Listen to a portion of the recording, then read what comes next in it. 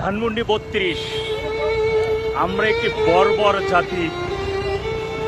পাকিস্তান সরকার অনেক চেষ্টা করেছিল ইয়াহিয়া খান বঙ্গবন্ধুর এই বাড়িটা জ্বালাই দিতে, কিন্তু পারে নাই। 15ই আগস্ট বঙ্গবন্ধুকে হত্যার পর ওই খুনিরাও চেষ্টা করেছিল এই বাড়িটা জ্বালাই দিতে, কিন্তু পারে নাই। কিন্তু 24 সালে এসে বাড়িটাকে ছাই করে দেওয়া হয়েছে। আমরা কতটা নির্বোধ, কতটা বর্বর জাতি। জীবনের 57টা বছরের তোর এই দেশের জন্য বঙ্গবন্ধু জেল খাটছেন। বাংলাদেশ মানে বঙ্গবন্ধু। বঙ্গবন্ধুকে ছাড়া কখনোই বাংলাদেশ ইম্পসিবল। বিশ্বের কোনো দেশ বলবে না যে বঙ্গবন্ধু ছাড়া বাংলাদেশ। বাংলাদেশ মানেই বঙ্গবন্ধু, এটা বিশ্বের সকল দেশ বলবে। মানুষ কতটা হিংস্র, কতটা নেমুখারাম আর কতটা বর্বর জাতি হলে বাংলাদেশের প্রতিষ্ঠাতার বাড়িটা জ্বালাই দিতে পারে, ছাই করে দিতে পারে। আর এইগুলো যে সহ্য করে, তারা কখন আসলে কিভাবে সহ্য করে? কখনো এই দেশের জন্য আপনি কতটুকু ভালো করতে আসবেন? আপনি কি ভালো করবেন এই দেশের জন্য? এই মানুষটা তো আওয়ামী লীগের সম্পদ হতে পারে না। এই মানুষটা তো কোনো ব্যক্তির সম্পদ হতে পারে না, কোনো দলীয় সম্পদ হতে পারে না। এই মানুষটা তৎকালীন সময় 7.5 কোটি মানুষকে নেতৃত্ব দিয়েছেন। 7.5 কোটি মানুষের জন্য, পুরো দেশটার জন্য। আজকে সেই মানুষটার বাড়ি জ্বালাই দেওয়া হয়েছে। সেই মানুষটার বাড়িতে আমরা ঢুকতে পারি না। একটু দূর থেকে দেখার অনুরোধ করছে, ঢুকতে পারি না। এখানে মিলিটারি দোহাই দেওয়া হচ্ছে। কত মানুষ মানে ভীষণ কষ্ট নিয়ে তারা ফেরত যাচ্ছে, মর্মাহত হচ্ছে।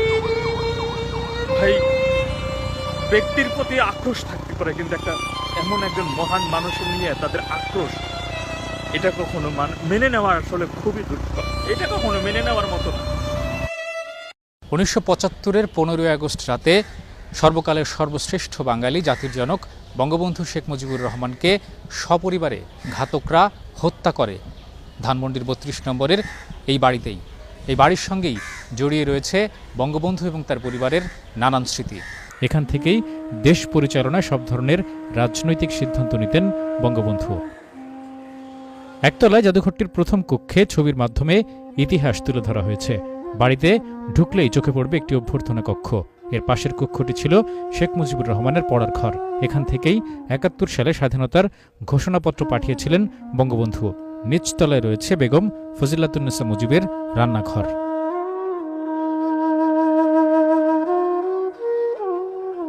সিঁড়ি বেয়ে দোতলায় উঠলে প্রথমেই চোখে পড়বে বঙ্গবন্ধু কন্যা শেখ হাসিনার কক্ষ। এর পাশে রয়েছে একটি বসার ঘর। এখানেই পরিবার নিয়ে একসঙ্গে বসে টেলিভিশন দেখতেন বঙ্গবন্ধু। পাশের ডাইনিং টেবিলে বেগম মুজিবের হাতে তৈরি করা আচার আজও সংরক্ষিত আছে।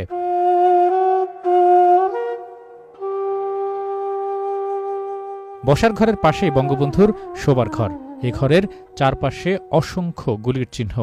75-এর 15ই আগস্ট ভোরে এ ঘরেই বেগম ফজিলাতুন্নেসা মুজিব, বঙ্গবন্ধুর মেঝো ছেলে শেখ জামাল, কনিষ্ঠ পুত্র শেখ রাসেল এবং শেখ কামাল ও শেখ জামালের 2 নববধূ সুলতানা কামাল ও রোজি জামালের মরদেহ পড়েছিল।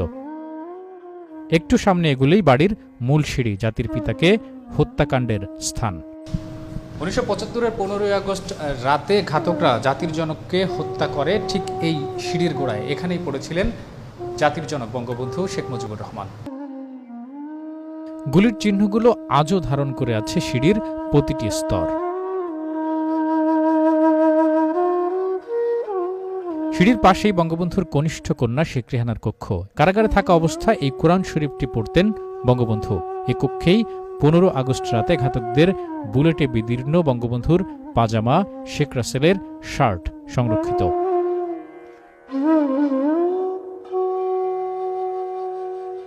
শেখ জামালের কক্ষেও বুলেটের চিহ্ন স্পষ্ট। দোতলায় রয়েছে একটি বড় বেলকনি। এখানে দাঁড়িয়েই বঙ্গবন্ধু নেতাকর্মীদের উদ্দেশ্যে হাত নাড়াতেন। তৃতীয় তলার এ কক্ষেই থাকতেন শেখ কামাল। এর সাথেই বঙ্গবন্ধুর ব্যক্তিগত আলোচনার ঘর। এ কক্ষে বসে দেশি বিদেশি অতিথিদের সাথে সাক্ষাৎ করতেন বঙ্গবন্ধু। 75-এ বঙ্গবন্ধুকে সপরিবারে হত্যার পর থেকে 1981 সাল পর্যন্ত এ বাড়িটি সিলগালা করে রাখা হয়। পরে বঙ্গবন্ধু কন্যা শেখ হাসিনা দেশে ফিরে ঐতিহাসিক এ বাড়িটিকে জাদুঘরে রূপান্তরের উদ্যোগ নেন। জাদুঘরটি উদ্বোধন করা হয় 1994 সালের 14 আগস্ট।